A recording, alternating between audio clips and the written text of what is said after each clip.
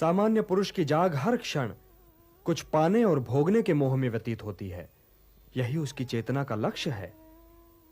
यदि उसे भूख लगी तो उसे भोजन चाहिए, यदि उसे प्यास लगी तो उसे जल चाहिए, यदि उसे ऋतुओं से अपना बचाव करना है तो घर चाहिए। उसकी सोच आत्मनिष्ठ है, परंतु मुनि अर्थात स्थितप्रज्ञ की सोच वस्तुनिष्ठ है। वो व्यक्तिगत भूख और व्यक्तिगत तृष्णा के परे देखता है। वो वृक्ष से गिरे हुए फल के विषय में नहीं सोचता, वो वृक्ष के विषय में सोचता है, वनों के विषय में सोचता है।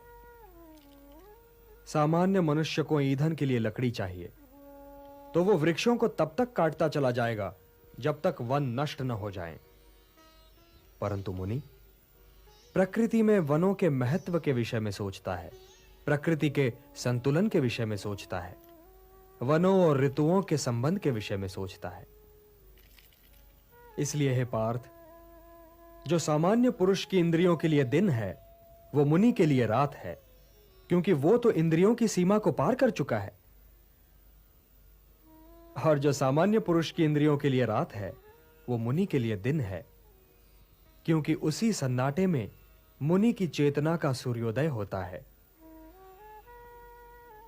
मुनि की रुचि सामने की समस्याओं के साथ साथ उन समस्याओं के समाधान में भी है, और यही उसे सामान्य पुरुष से अलग करती है। पार्थ, या निशा सर्वभूतानां तस्याम जागृति संयमी, यस्याम जागृति भूतानि सा निशा पश्यतो मुनेः।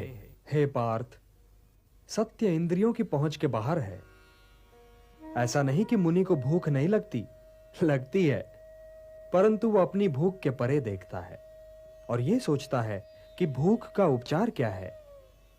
इसीलिए सामान्य मनुष्य का दिन मुनि के लिए रात है, और जो सामान्य मनुष्य की इस रात से अपने को बचा ले वही स्थित प्रज्ञ है। सामान्य मनुष्य तो उन नदियों की भांति है जिन्हें व्याकुलता बहा ले जाती है, परंतु उन्हें अपने मार्ग का ज्ञान नहीं होता।